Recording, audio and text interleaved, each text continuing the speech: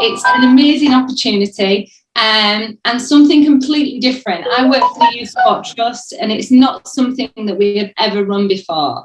The Commonwealth Games obviously takes part in England, in Birmingham this year, and we're really excited to be having it here. So what's great is that my link with India is I won my Commonwealth Games in India, in Delhi. So that is really cool, a really cool part of obviously of being linked with you guys. I absolutely love it. So I had a brilliant time out there, and my experience out there competing was amazing.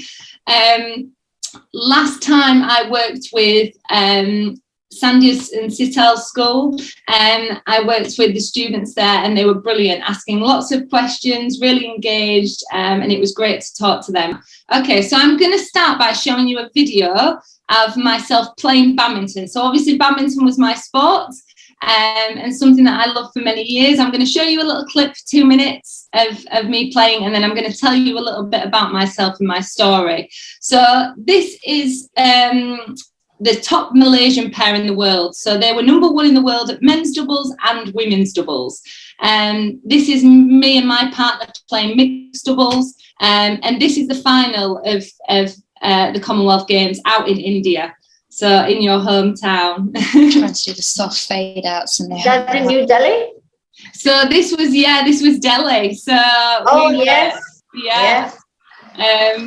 So this was in 2010, and this is my mixed doubles partner, who was called Nathan Robertson. Unfortunately, we didn't win this game, but we got a really good start. So it's nice that I can show a little bit of a clip. So we have our role model, Saina Nehwal from India. Oh, yeah, very good badminton player.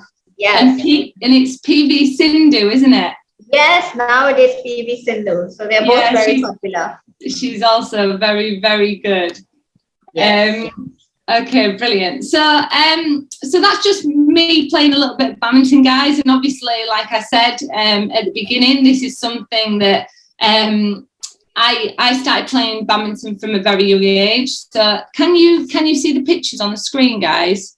And I started playing badminton from a very young age. So from 7 years old, I'll get the embarrassing baby photos out of the way. I'm sorry for the people that have already seen this. So I'll fly through this a little bit quicker today. But I played badminton from a very young age and absolutely loved it from right at the beginning. And my parents played badminton, my grandparents played badminton. So I did have a bit of a sporting family. And at 7 years old, 8 years old, I started entering competitions for the first time. And I talked to the group a couple of weeks ago about the fact that I wasn't very good. It took me a lot of hard work to become good at badminton. It wasn't something that came naturally. It wasn't something that came easily to me just because my parents played. It was a case of having to work really hard at it. But I love sport because of all the things that it was teaching me. I love that it was helping me grow in my confidence. I love that it was making me stronger and fitter and healthier. I really enjoyed being part of a team, supporting others, those same people supporting me. And I loved just being part of something where we were learning something new. So it wasn't just badminton for me, it was all sports. And I remember going to watch my parents play in a match. It was my first real taste of watching competitive badminton. And I went to watch my parents play in a match. This is what my dad in the very soaking wet t-shirt. And one of the women for their team didn't turn up. So I was like, let me play.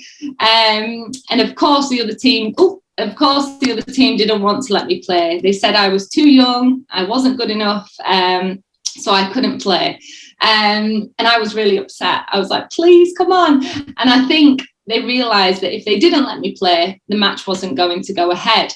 So I got the chance to play with my dad in 3 matches that night, and we managed to win them all. So that was really exciting because it was the first time I'd played really competitively.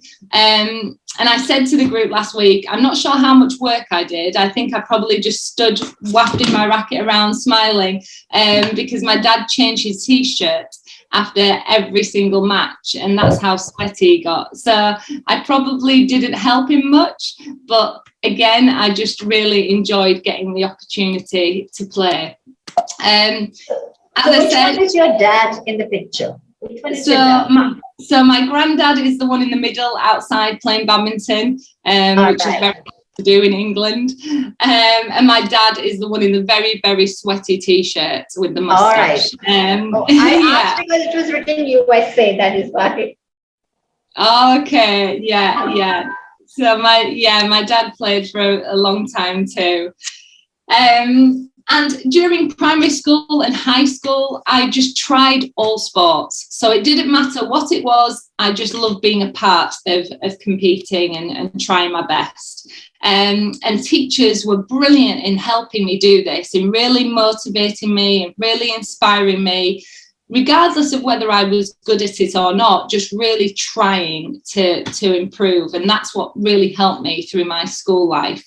And when I got to 9 years old and 8 years old, I was competing for Yorkshire. At 11 years old, I started competing for England. So representing my country at 11 years old for the junior teams. And then all through high school, loving trying lots of different sports like hockey and netball and cricket and rounders, tennis. I just really love them all. But for me, it always came back to badminton, and badminton was always the one that I loved the most. So at 16 years old, I got offered a really big opportunity. So I got a phone call to say, do you want to come and join the national team down in Milton Keynes, which is 3 hours away from where I live and near London. And I was really excited to get the chance to do that, because my dream was to become one of the best badminton players in the world, which not a lot of people thought I was going to do, because they didn't think that I was naturally talented enough. But I guess the difference between myself and some of the players that were very naturally gifted was that I was prepared to work very, very hard. And I was really tough up here. So I was really mentally strong. And I believed that I could do it. And that to me is the most important thing of anything, really believing you can do something. So I packed my bags at 16 years old. I moved to Milton Keynes, and this is where I lived. So the picture on the top right is a badminton lodge for players that can't afford a place of their own yet, because obviously we were very young. So that is where I lived for 3 years. And the bottom picture is a badminton hall I trained in for the next 10 years of my life. And what was really interesting is when I walked in that moment, everyone was 10 years older than me, so much stronger, so much faster, so much better than me. And in that moment, it would have been really easy for me to think, no, I can't do this. I need to do something else. But I didn't. I wanted to be the best, and I wanted to work as hard as I could. So I made sure I was the first person in that hall in the morning, and I made sure I was the last person out at night. And you can imagine some people saying, oh, look at her trying hard. She's never going to be as good as us. And, you know, you get those people that tell you you're not going to be good enough and you can't do something. And the best thing you can do when that happens, if it happens to you, is just ignore those people and focus on yourself. That is all that matters. As long as you're trying hard, as long as you're doing your best, that is all that matters.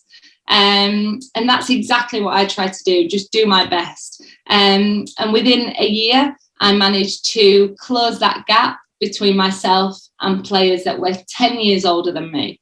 And I started traveling all over the world to some amazing countries like Hong Kong, Malaysia, India, China, Japan, Korea, America, Australia, Canada, all to compete, all to play in big competitions. And it was an amazing opportunity to meet new people, make new friends, experience new cultures.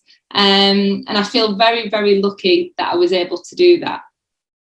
And along the way, I think one of the big things for me was noticing that this quote meant a lot to me when I was a badminton player, and that's, whether you think you can or you think you can't, you're probably right. Now, what is so important is how we talk to ourselves. It's like we feed our bodies with lots of food. If it's good food, we feel, if it's good, if it's healthy, we feel strong, we feel good, we feel mentally well. If we feed ourselves McDonald's every day, or burgers and chips and pizzas every day, then we start to feel a bit slow, we start to feel a bit down. And it's the same with what we tell ourselves in our mind. So if we're constantly telling ourselves, yes, I can do this, yes, I'm good enough, yes, I'm going to try my hardest every day, then we start to do it. We start to believe that we can do something really great and be really, really good at something. And on the flip side of that, if we are constantly telling ourselves, oh, this is too hard, I can't do this today, I'm too tired, I'm not good enough, my friend told me I couldn't do it, then we start to believe that too. And that is why it's so important that we talk to ourselves in a really good, positive way. And we have that self-belief and that motivation to do anything that we want to do. And I absolutely love this picture. So nothing to do with me, but I love it. And, you know, it says the first and most important person you must believe in is yourself. And that is this picture in a nutshell. You know, looking at this little boy, and this little boy is looking through the mirror, and he's not seeing a little boy, he's seeing the greatest boxer in the whole world, you know, and that's what it means. That's what it means to believe in yourself. Take the opportunities on and really go for it, because anything that you want to do in your life can happen if you do those two things: believing in yourself and working as hard as you can. So important. And because I tried to do those things as much as I could, these are some of the things that I achieved in my badminton career. I was number one in thank you, Sandy. I was number one in Great Britain for over 6 years. I was number 5 in the world. I won medals at the Commonwealth Games, European Championships, and won over 20 international titles all around the world. And I'm not kidding when I say it's because of those two things. And what is interesting, I think quite often we see people that have done well at something, and we see a really easy road. You know, we see a successful actor or an actress on TV, or we see a successful teacher who we love and who is brilliant every day and does really amazing lessons and inspires you to do amazing things. We see doctors or vets or anyone that we feel is successful, and we often think, oh, nothing has ever gone wrong for them. You know, their life must be so easy. It must be so nice to have a life like that. And that's just not the case.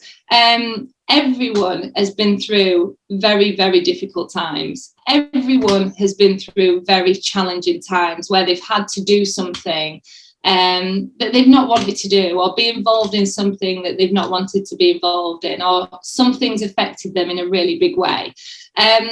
And for me, this happened to me when I was 21 years old. So I was always one of those people that was really strong, and anyone could say anything to me and tell me to work harder or tell me to do this and that, and I would just do it. And then when I reached 21, I started going through quite a difficult time in my life. And I think a lot of the pressure got to me, and I started suffering with depression, and I actually started suffering with an eating disorder. And this was something when I was young that was really, really difficult to overcome. And actually, what I realised, and the reason I share it as part of my story now, is because we all go through challenging times. We all go through times that are really hard. But it's how we respond to those times. It's how we fight back. It's how we talk to people and share.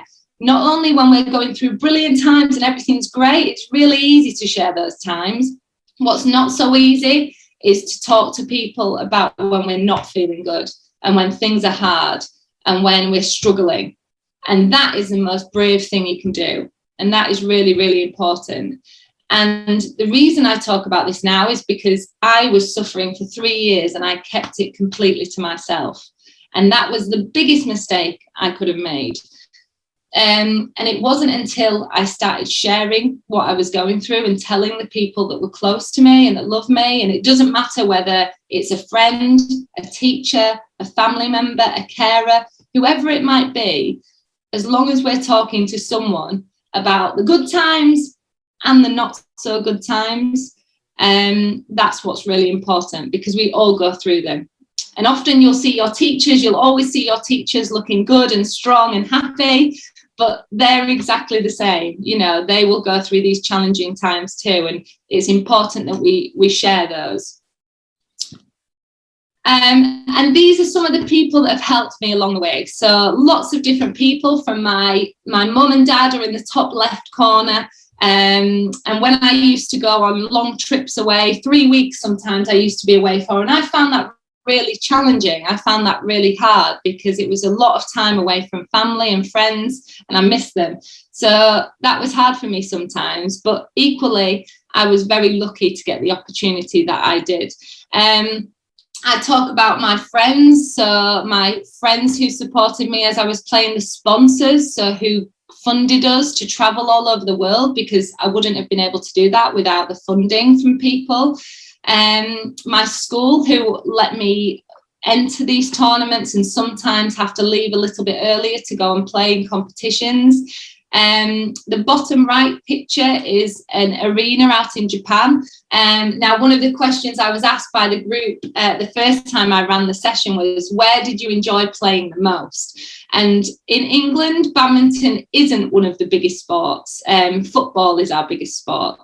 But in Indonesia, it was a very, very big sport, and people will be cheering and clapping and throwing teddies and chocolates and t-shirts, and there will be hundreds and hundreds and thousands of people waiting outside arenas and cheering, and it was so loud you couldn't even hear yourself think.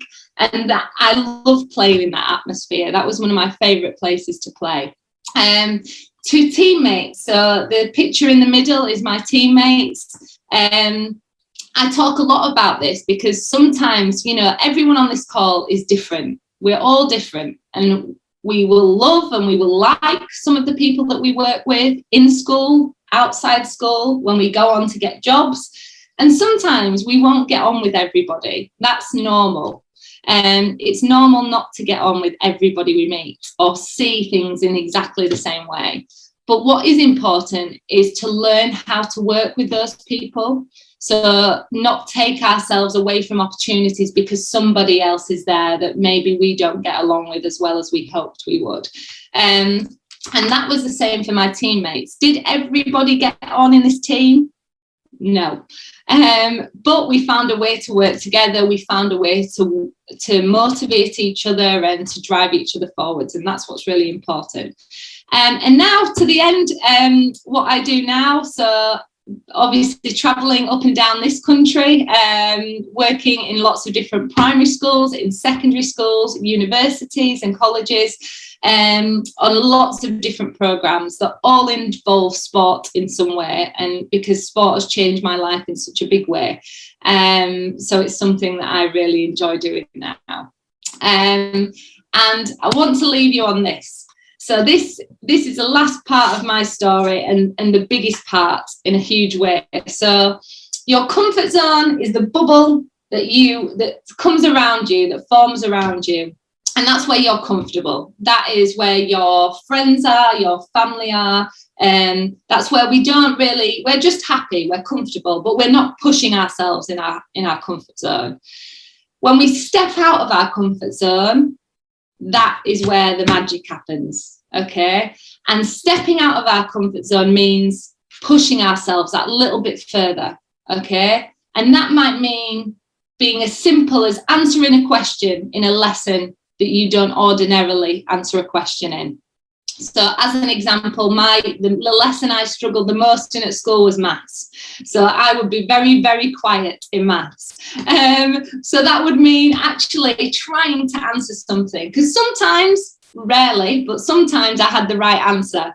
And I wouldn't try to answer.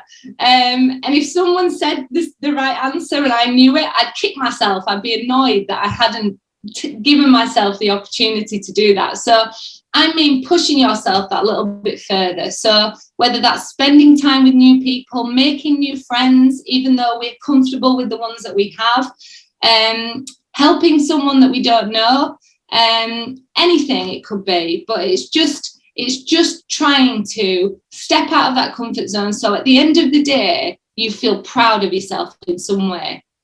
Ma'am, I just wanted to ask that you mentioned that at the age of 16, you were given the opportunity to take part in the national team. So, whenever everyone used to downplay you or because you were small and everyone used to criticize you, how did you just cope up with that criticism, or sometimes if you lagged in practice at one point? Okay, good question. So I think this is where I really tried to focus on myself. I never took in what other people said about me. You know, I always tried to focus on myself. And I think the main thing was belief. So really, really believing that I could be one of the best there. And I think I just tried to work as hard as I could, and I quickly saw that change. So that was motivating as well. I trained harder. I saw myself get better, and then that was just like a cycle that I kept doing. So, ma'am, during this cycle, how did you manage your academics along with your co-scholastic activities? What, sorry? How did you manage your studies with all your sports activities? The Okay, work balance. Yeah, good question. So and everybody's different, but I actually came out of school so I was about 16 and a half, and I had just started college. And I actually came out of my studies and I went into full-time professional badminton. So I was training 5 hours a day. So I didn't study at the same time as playing badminton. And actually, now I've retired and now I'm older, I wish I had. I think I had enough time to do both. But sometimes people tell you that you don't have enough time and that you should just do this or you should just do that. And although I love playing badminton, I think it would have been a good distraction sometimes to have something else to focus on too. Thank you, ma'am. That's very, very insightful. Thank you. All right. So we have Shubham Saxena. Would you like to ask a question? First of all, good afternoon, ma'am. Hi. I wanted to ask you that what is the best experience that you have had in India? Best experience I had in India. I've been to India quite a few times, and I've loved coming. One of the main reasons is because my favorite food is Indian food. So I love the cuisine out there. It's amazing. And I think the best time I had out there was the Commonwealth Games, because it was the first time I'd ever played in a multi-sport event. So that was really exciting for me. So to be out to experience that in India was amazing. Hello, my name is Aditya, and I have a question that those kids who cannot play sports due to any reason, what they should do to boost their confidence. That's a very good question. So I would say regardless of the reason, there is always something someone can do. So they don't need to be the best at sport, but actually they can always be involved in a team in some way. Whether that might not be doing it physically, that might be helping with tactics, that might be helping with part of the match, it might be umpiring, it might be helping organise an event. I think there's always ways of being involved in sport or learning about sport. And I think part of being a team is a really brilliant opportunity to develop as a person. Within a team, you're always going to have the loud ones that make a lot of noise and you can always hear them. And then there's going to be some really quiet people in the team. but it's the quiet people that often have some really, really good ideas. So I think learning to work together is an important skill for anyone, no matter what ability they are. Ma'am Anvesha, can I suggest an idea? Yeah, of course. For an after-school club, we can do an editorial for the club. I think I know some people who we have a daily newspaper, and the sports news is always on the last page, last 2 pages. And instead of reading the full newspaper, they would read those 2 last pages. And I have to admit, I'm not a sports enthusiast, so I think having a editorial for the sports after school club will encourage students to know more about sports. We can put in some general trivia about some sports that we might not know.